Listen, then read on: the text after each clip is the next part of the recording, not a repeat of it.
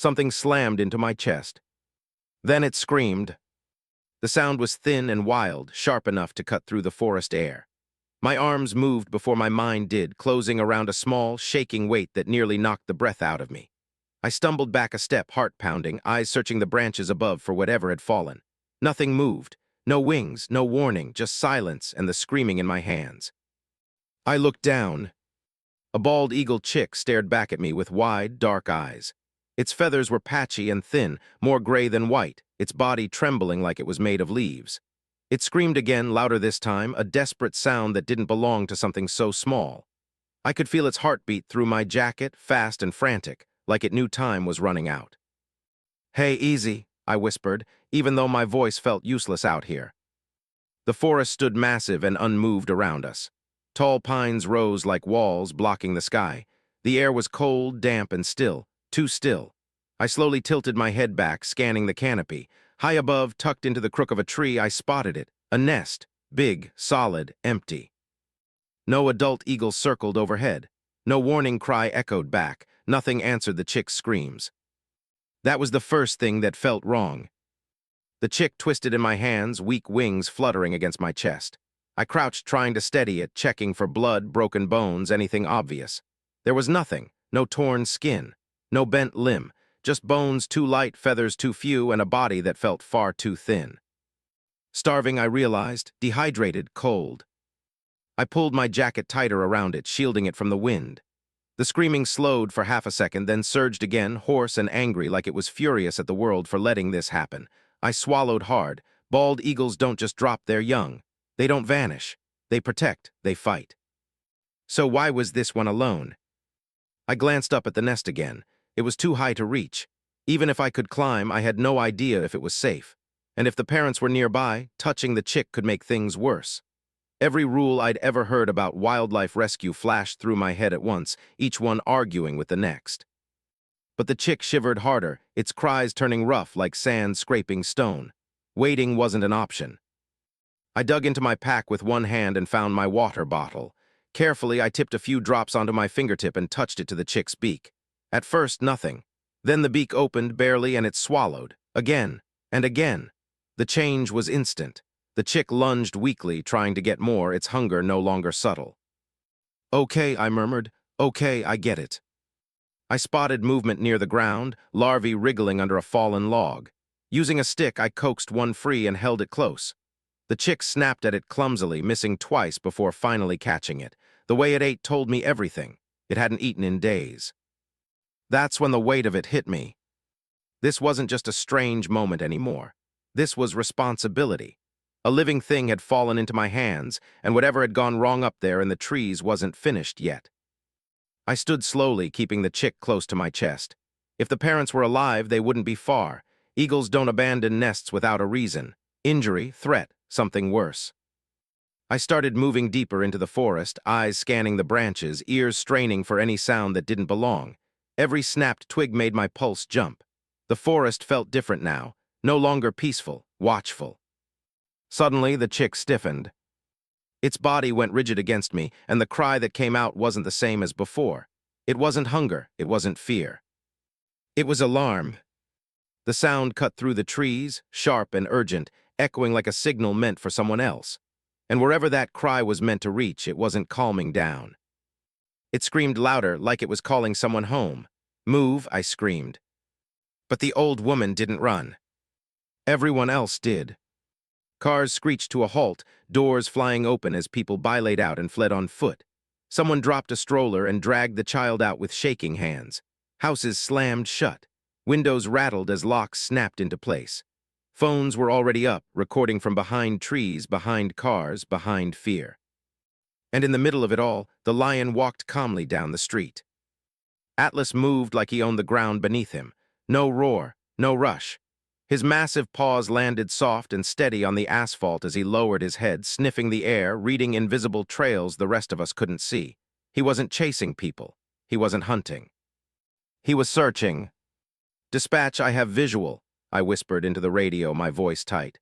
"Subject moving east on Pine. Repeat, east on Pine. He's not aggressive, but he's not stopping." My hand shook as I fed coordinates. Training told me to keep distance. Instinct told me to run, but my feet stayed planted just far enough back to watch him without being seen. Atlas paused at an intersection. For a split second, I thought he'd turn toward the open road, the clean escape everyone feared. Instead, his head snapped left, his ears twitched, and he changed direction. Toward the park. The small neighborhood park sat quiet and green, a soft square of grass surrounded by chaos. Playground swings creaked in the wind. A few pigeons fluttered near the benches, confused by the sudden silence after screaming. Atlas stepped off the pavement and onto the grass. My heart slammed harder. A park meant nowhere to hide. No doors, no walls, just open space. "Clear the park," someone yelled from behind me. Too late. That's when I saw her. An old woman sat on a wooden bench near the path, hands folded loosely in her lap. A paper bag rested beside her feet, torn open, crumbs scattered on the ground. Pigeons pecked happily around her shoes. She hadn't moved. She hadn't even looked up. "What is she doing?" someone whispered behind me. I broke cover without thinking. "Ma'am," I shouted, slowly get up and walk away." She turned her head then, not fast, not scared, just enough to look at me over her shoulder. And she smiled. Atlas slowed. Every muscle in my body locked. This was it. This was the moment that ended badly. I watched his shoulders roll as he closed the distance, each step heavy with quiet power. His eyes stayed fixed on her, unblinking. I braced for screaming. Instead, the woman spoke. "Atlas," she said softly. The name hit the air like a dropped glass. The lion stopped. Not hesitated, stopped, right there on the path. The crowd gasped as one. Atlas lowered his massive head, took one more careful step, and then something impossible happened. He bent his front legs and eased himself down beside the bench. Slowly, gently. Then he rested his head in her lap. The old woman's hand rose and disappeared into his mane. She stroked him like he was nothing more than a tired dog coming home late. Atlas exhaled, a deep, rumbling sound that vibrated through the ground. A purr. No one moved, no one breathed. Phones hovered in the air, forgot. Fear twisted into something else, confusion, awe, disbelief. I felt my knees weaken, my mind scrambling to catch up with what my eyes were seeing. She leaned down and whispered something into his ear. I couldn't hear the words, but I saw the way Atlas's eyes closed. Behind me, boots thundered. Security trucks skidded to a stop at the edge of the park. Men poured out, rifles raised, fingers tight on triggers. "Target acquired," someone barked. "Take the shot if he moves." I stepped forward without permission, my voice cracking as I shouted, "No, don't shoot." The rifles didn't lower. They lifted higher. And Atlas finally opened his eyes. The safety clicked off. And the lion purred. It was the wrong sound at the wrong moment. Metal scraped softly as fingers tightened on triggers. 3 tranquilizer rifles were already trained on Atlas's chest, red dots trembling against his golden fur. One bad breath, one wrong move. Power was stacked against him in every possible way: guns, authority, fear. I didn't think, I moved. "Do not shoot," I shouted, stepping forward before anyone could stop me. My voice came out louder than I meant, sharp enough to cut through the air. "He's calm, he hasn't attacked anyone." "Get back," a guard yelled. "You're in the line of fire." I ignored him. Every instinct screamed that if a dart hit Atlas right now with his head in her lap, he wouldn't fall gently. He'd panic, he'd thrash, and the old woman would be crushed before anyone could react. Atlas didn't even look at the rifles. His eyes stayed half-closed, fixed only on her. The old woman's hand moved slowly through his mane, fingers steady, unafraid. She didn't flinch at the weapons, didn't raise her voice. She leaned down and pressed her forehead lightly against his. "It's all right," she murmured. "They're scared, not cruel." The words weren't for us. They were for him. I swallowed hard and took another step closer, careful to keep my movements slow, visible.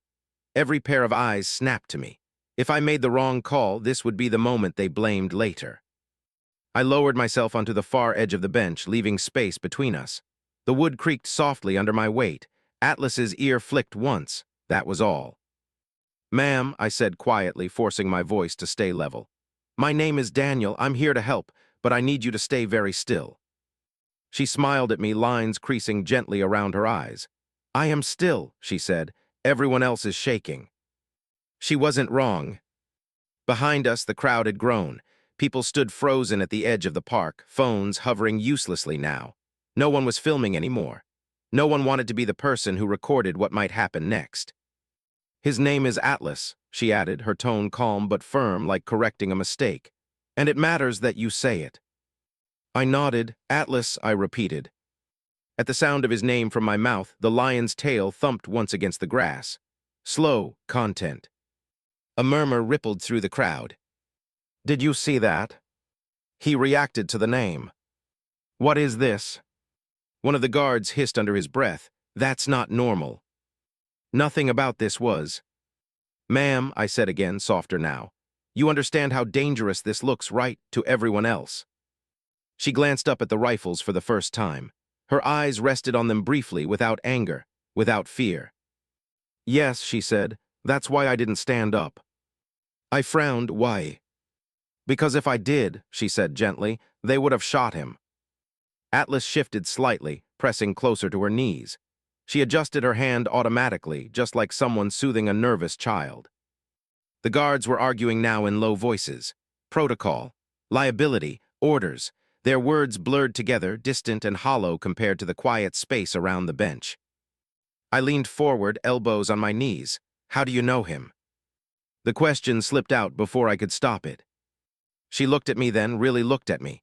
The smile faded, replaced by something deeper, older, heavy with memory. I know him, she said, because he grew up hearing my voice before he ever heard a roar. The crowd went silent.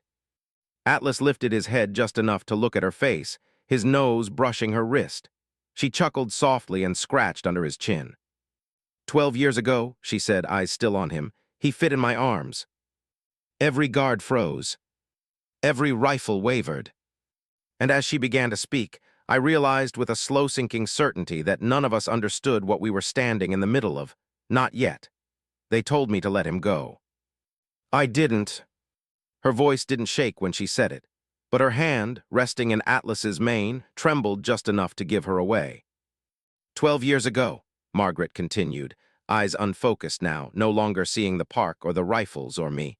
I was volunteering at a wildlife rehabilitation center near the reserve. We mostly treated birds, antelopes, things like that. Then one morning the rangers brought him in. She paused, Atlas breathed slow and deep, his massive chest rising against her knees. They carried him in a crate, she said, so small, too quiet. I held my breath. They found him beside his mother's body. Poachers had taken her, left her like trash. He tried to crawl to her. His front paw was crushed under her weight.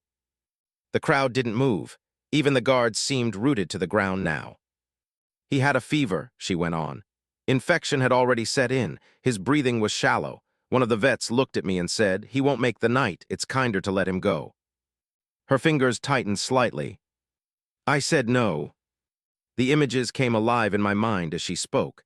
A tiny lion cub, ribs showing, eyes too big for his head, a paw wrapped in blood-soaked cloth, the smell of antiseptic and fear. I slept on the floor beside him, Margaret said. Fed him every 2 hours, even at night, especially at night. When the fever spiked, I held him against my chest so he wouldn't be alone. Atlas shifted, as if remembering. I learned how to give injections, she said with a faint smile.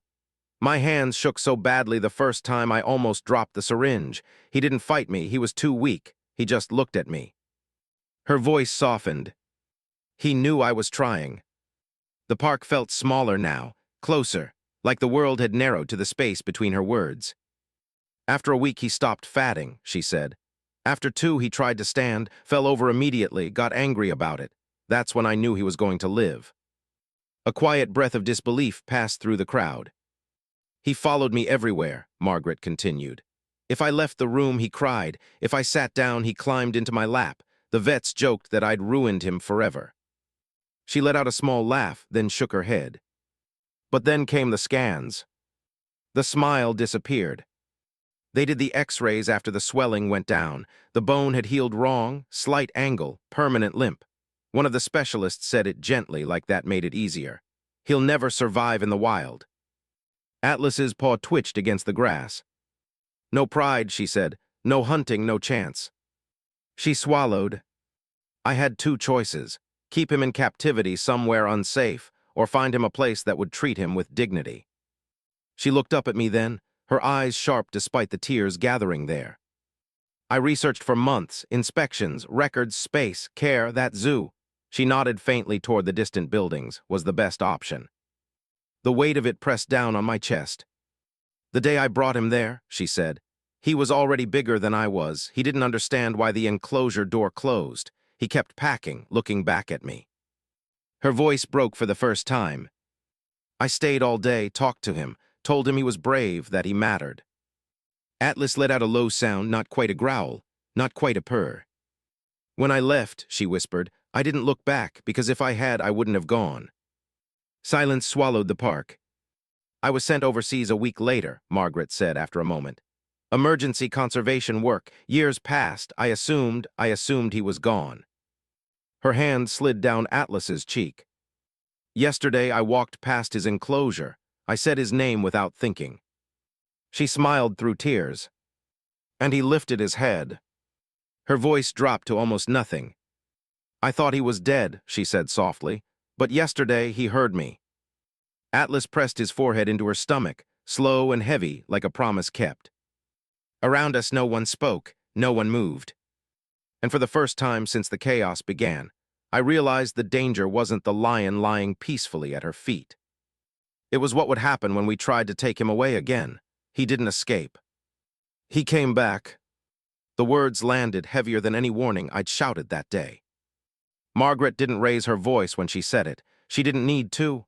Atlas lifted his head slightly, as if agreeing. Lions don't forget, she continued. Not voices, not scents, not hands that once kept them alive. Around us, phones stayed raised, but no one spoke now. Even the rifles dipped lower, inch by inch. Yesterday, she said, when I stood near his enclosure, I didn't touch the glass. I didn't call attention to myself. I just whispered his name. Atlas's ears flicked. He was lying in the shade, she said. Old, calm, bored maybe, but the moment he heard me, he looked straight at me, not like an animal reacting to sound, like someone recognizing a memory. I felt a chill crawl up my arms. Animals remember safety, she went on, especially when they learned it in pain. I looked at Atlas again. The limp was subtle now, but it was there. A slight favoring of one leg when he shifted his weight, a scar hidden under golden fur. Then the alarm went off this morning, I said quietly, connecting the pieces out loud. The fire alert, the power surge. Yes, Margaret nodded. Automatic systems fail when electricity spikes, locks, sensors. And Atlas pushed the door, I finished. She shook her head gently. He didn't push, she said. He tested it like he's done 1,000 times before, only this time it opened. The image hit me hard, not a beast breaking free. Just an animal checking a boundary that had always held until it didn't. He didn't run toward the exit, I said, more to myself now. He ran toward the service gate, toward the neighborhood. Toward me, Margaret said. A murmur rippled through the crowd. Fear drained out, replaced by something else. Awe, confusion, shame. One of the guards lowered his rifle completely. Another followed. Soon, no barrels were pointed at Atlas at all. The senior officer cleared his throat. Sir, he said to me, we need direction. I took a breath and reached for my phone. The zoo director answered on the third ring. His voice was sharp, already defensive. I'm hearing reports of a major breach, he said. Is the lion secured? He's calm, I replied, and he's not alone. I explained everything. The alarm, the broken lock, the woman on the bench. The name Atlas responded to like it was carved into him. Silence hummed on the line. You're telling me, the director said slowly, that the lion recognized a former caretaker after 12 years and left the zoo to find her. Yes, I said, that's exactly what I'm telling you. That's impossible, he snapped. We follow protocol, we sedate, we secure. With respect, I said, watching Atlas breathe against Margaret's knees. Protocol didn't save him, she did. The director exhaled hard. Even if I believe you, he said, we cannot allow a civilian to remain with an unsecured animal in public space. I agree, I said, but shooting him or sedating him right now could get her killed. He's calm because she's here. Margaret looked at me steady, trusting. He'll follow me, she said quietly. If you let me walk, he'll walk. The director hesitated. We need control, he said. Liability, media, safety. You already have media, I replied, glancing at the phones. What you need now is wisdom. Another pause. What are you proposing? He asked. I chose my words carefully. Let her stay with him, I said. Let us guide him back, no force, no shots, no crowds pressing in. And afterward, he asked. Afterward, I said, we figure out how to honor the truth without breaking the rules. The line went quiet. Then finally, he spoke again. I'll allow it, the director said, but only on one condition. My grip tightened on the phone. He took a breath. This never happens again, she stood up. And the lion followed. No command, no leash, no fear. Margaret rose slowly from the bench, brushing crumbs from her skirt like this was any normal afternoon. Atlas lifted his massive head from her lap, stretched once, then stood beside her. Close, protective, calm. A ripple went through the crowd. Someone whispered, "Oh my God." Another lowered their phone, forgetting to record. Margaret took one careful step forward. Atlas moved with her. Gasps followed them like a wave. This isn't real, someone muttered. But it was. She didn't tug him, she didn't look back to check if he was there. She just walked, trusting him completely. And he stayed at her side, his shoulder level with her hip, his tail swaying slowly like a metronome keeping time. I lifted my hand. Clear a path, I said. The guards parted instinctively. Rifles stayed lowered now. No one wanted to be the one who broke this spell. And so we walked. An old woman in a simple dress. A 12-year-old lion with a limp. Surrounded by armed officers who suddenly felt like guests in the presence of something sacred. The street was silent except for footsteps. No sirens, no shouting, just the soft sound of paws on pavement. People leaned out of windows. Cars stayed frozen mid-road.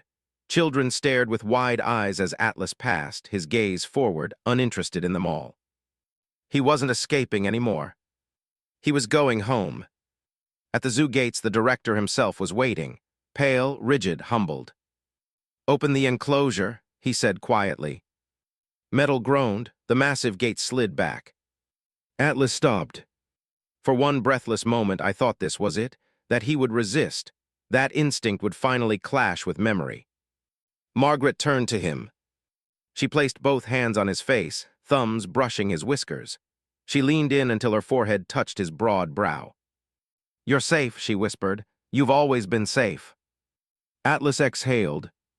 A deep, rumbling purr rolled through his chest, vibrating through the ground. It wasn't loud, it wasn't threatening. It was grateful. He stepped forward. One step, then another. He crossed the threshold and entered the enclosure without a fight, without a glance back. The gate slid closed behind him. No cheers followed, no applause, just a heavy silence, broken only when Margaret's knees buckled. I caught her before she fell. She pressed her hand to her mouth, tears spilling freely now. I thought I'd never see him again, she whispered. I thought I lost him twice. You didn't, I said. He waited. The director approached slowly, carefully, like someone entering a chapel. You'll have access, he said. Permanent, anytime you want, morning, evening, no restrictions. Margaret looked up stunned. You don't have to. I do, he interrupted. We all do. She nodded, unable to speak. Atlas paced once inside the enclosure, then returned to the glass. He lay down exactly where she stood on the other side, resting his head against the barrier as if it wasn't there at all. She pressed her palm to the glass. So did he. They stayed like that for a long moment, two beings separated by inches and years and species, yet closer than most ever get. The crowd slowly drifted away, whispering stories they'd tell for the rest of their lives. I stayed back watching. Margaret wiped her tears and smiled softly. He remembers everything, she said. That's his gift and his burden. Atlas closed his eyes, breathing steady now. Peaceful, safe. But as I watched the lines on Margaret's face, the way her shoulders sagged when the adrenaline faded, a quiet truth settled in my chest. Time had already taken its toll. And love, no matter how strong, does not stop age. Atlas waited by the glass. She never came. At first, no one worried. Margaret was never early. She arrived when the zoo was quiet, when the noise hadn't yet swallowed the paths. She always came with a book tucked under her arm and a slow, careful walk, like she didn't want to rush the world anymore. Every day, she sat in the same chair beside the enclosure. And every day, Atlas noticed. He could ignore crowds of shouting children, cameras flashing, people pressing their faces to the glass. He could sleep through storms and feeding times and maintenance noise. But the moment Margaret appeared, he changed. He would rise slowly, stretch his massive frame, and walk straight to the glass. He lay down inches from her chair, amber eyes fixed on her face, as if memorizing every line. She read to him. Not loudly, not dramatically, just steady, gentle words, sometimes stories, sometimes newspapers, sometimes nothing important at all. Atlas listened anyway. Visitors started coming just to see it. Phones came out, whispers followed. That lion only moves for her. He doesn't do that for anyone else. It's like he knows her. Margaret smiled at the attention but never leaned into it. When people asked for photos, she shook her head politely. "This time is his," she said, "not mine." Weeks passed, then months, and slowly, almost too quietly to notice, Margaret began to fade. She sat down harder than before. Her hands trembled when she turned pages. Some days she didn't read at all, she just sat watching Atlas breathe. I asked her once if she needed help getting home. She smiled. "I've had help my whole life," she said. "This is just the part where I give some back." Atlas seemed to know something was changing. He paced more when she stood up to leave. He pressed his head harder against the glass. Sometimes he followed her with his eyes long after she disappeared down the path. Then one morning, her chair stayed empty. Atlas came anyway.